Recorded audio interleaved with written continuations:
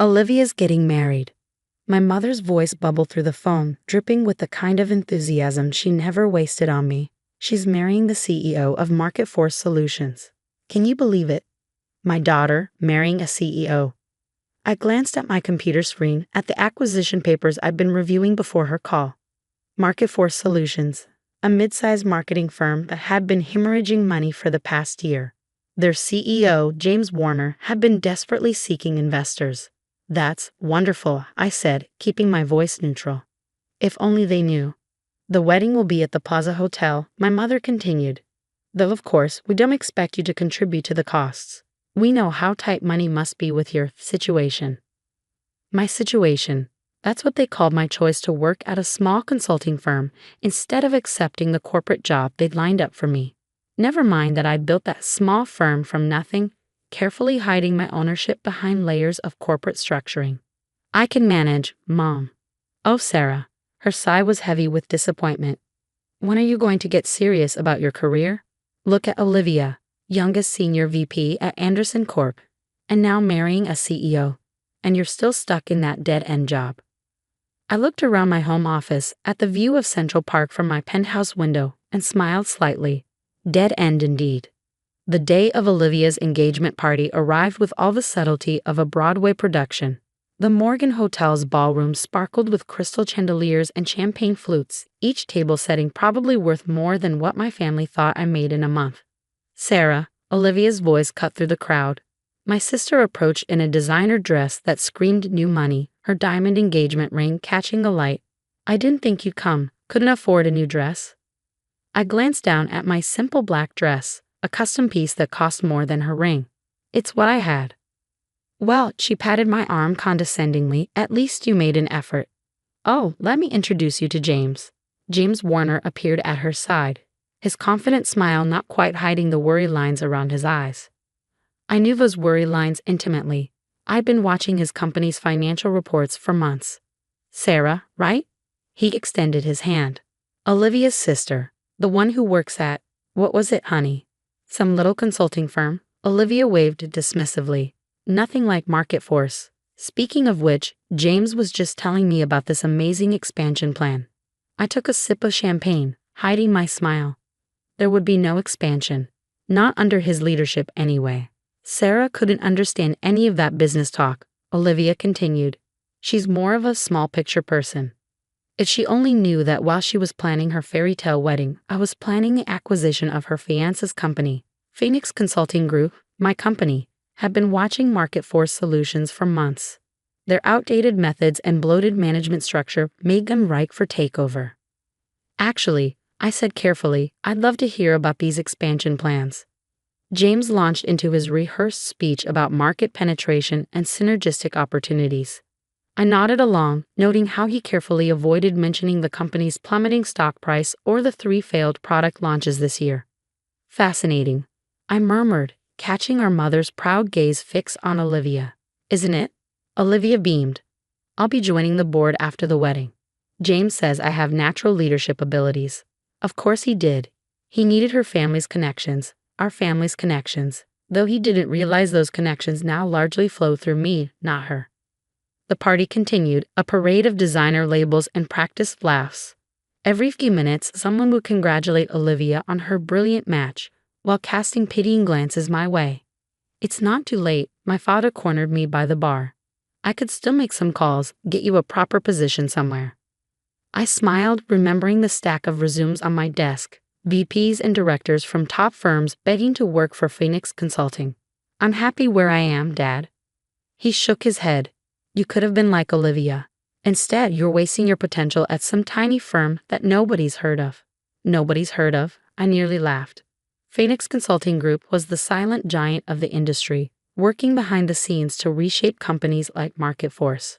We just preferred to stay out of the spotlight. As I left the party that night, Olivia caught my arm.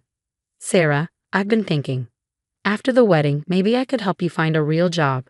Something at Market Force, perhaps? Entry level, of course. I looked at my sister, really looked at her. The designer dress, the perfect makeup, the practiced smile. She had everything she thought she wanted. She had no idea that in less than a month at her own wedding, her perfectly planned world would shatter. "Thanks, Olivia," I said softly, "but I think I'll stick with what I have." Driving home in my sensible car, a carefully chosen prop to maintain my cover, I couldn't help but smile. Let them think I was stuck in a dead-end job. Let them pity the sister who couldn't make it. In my office, I opened my laptop and sent a simple email to my board. Proceed with the Market Force acquisition. Timeline, 3 weeks. Target, wedding day. Sometimes the best revenge isn't proving people wrong. It's letting them believe they're right until the perfect moment to show them just how wrong they've been. And Olivia's wedding would be that perfect moment. I picked up my phone and texted my assistant, "Send me everything we have on James Warner's recent meetings, and make sure our lawyers are ready." The pieces were in place. Now all I had to do was wait for the big day, my sister's dream wedding, where she discovered that her unsuccessful sister was about to become her boss. The irony was almost poetic. The Plaza Hotel ballroom looked like a scene from a fairy tale. White roses cascaded from crystal vases, champagne flowed endlessly, and my sister, radiant in her designer wedding gown, basked in the attention of 500 guests. I sat quietly at my assigned table, far from the main party, of course, watching the celebration unfold. My phone buzzed silently. The final confirmation from my lawyers. The Market Force acquisition was complete. All that remained was the announcement. "Ladies and gentlemen," James stood, tapping his champagne glass. "I'd like to propose a toast to my beautiful bride, who from today will not only be my wife, but also a key part of Market Force's future." The crowd applauded. Olivia beamed. "In fact," James continued, "I have an announcement to make. As of Monday, Olivia will be joining Market Force as our new Chief Marketing Officer." More applause. My mother wiped away tears of joy. My father puffed up with pride. I checked my watch. 3 minutes until the markets closed. 3 minutes until everything changed. Olivia stood now, her wedding dress shimmering. "Thank you all.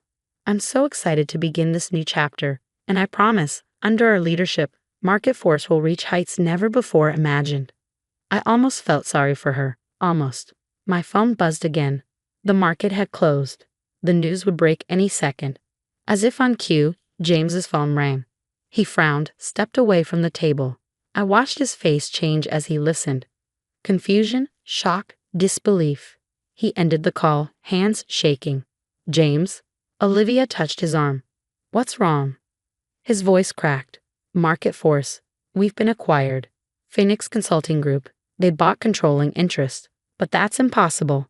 The deal wasn't. What it was," I said, standing. The room fell silent as I walked toward their table. The paperwork was finalized 20 minutes ago. James stared at me. How do you know?" I smiled, pulling a business card from my clutch. Not the simple one I usually carried, but my real card.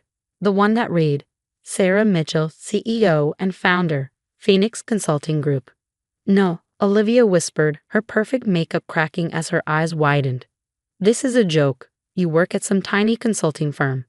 You're nothing." "That tiny consulting firm?" I kept my voice level. "It was Phoenix. I built it from nothing while you were busy mocking my career choices. And now, well," I turned to James.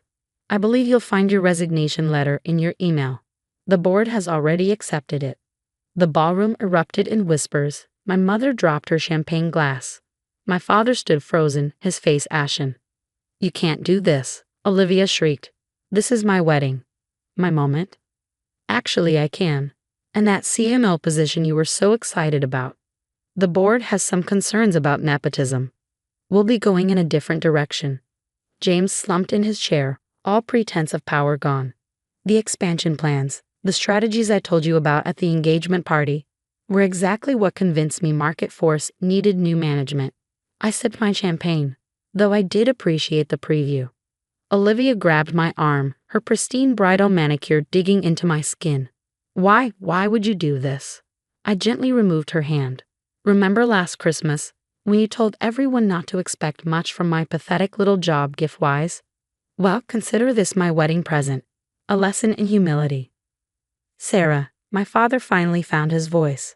"All this time, you were building an empire?" I finished for him. "Yes. While you were lamenting my wasted potential, I was transforming Phoenix into one of the most powerful consulting firms in the country. 40 million in revenue last year alone. My mother swayed slightly. But your apartment, your clothes, were choices. I didn't need to show off my success. I just needed to work quietly until the right moment. I straightened my simple dress. And what better moment than my dear sister's wedding? The ballroom had descended into chaos. Guests were frantically Googling Phoenix Consulting Group, discovering just who I really was. Olivia's perfect day had become a spectacle of a different kind. Security. Olivia screamed. Get her out. I laughed softly. The Plaza Hotel. I own it. Bought it last month, actually. Just for today. I turned to the gathered guests. Please enjoy the celebration. The champagne is excellent. I selected it myself. As I walked toward the exit, I heard my mother calling my name. I didn't turn around. 10 years of dismissal and mockery had ended in a single moment of perfect justice. Outside, my driver held the door to my Bentley. No more sensible car needed. Where to, Ms. Mitchell? The office, I said. We have a company to restructure. My phone buzzed with messages. Family members suddenly remembering my existence. Business reporters seeking comments. Olivia's increasingly hysterical texts. I turned it off. Let them talk. Let them scramble to understand how the sister they dismiss had become the most powerful person in the room. Let them realize that every time they'd mocked my dead-end job, they'd been digging their own professional graves. Monday morning, I sat in my corner office, watching Market Force employees file into their building across the street. They didn't know it yet, but half of senior management would be gone by lunch. My assistant entered. Your sister and parents are in the lobby. Again, they've been there since 7. Tell them the CEO is in meetings all day. I turned back to my window. And Madison, send them the new organizational chart, the one showing their daughter's position being eliminated. That's cold, she smiled. No, I corrected her. That's business. I picked up a framed photo from my desk, the last family Christmas, where they'd all laughed at my modest lifestyle. I dropped it in the trash. Sometimes success isn't about proving people wrong.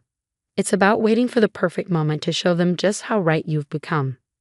And as Market Force's stock price soared under Phoenix's management, as my sister's carefully planned future crumbled, as my parents finally realized what they'd dismissed all these years, I knew one thing for certain. The dead-end job they'd mocked had become their dead end instead. And I had become exactly what they never thought I could be. Their boss.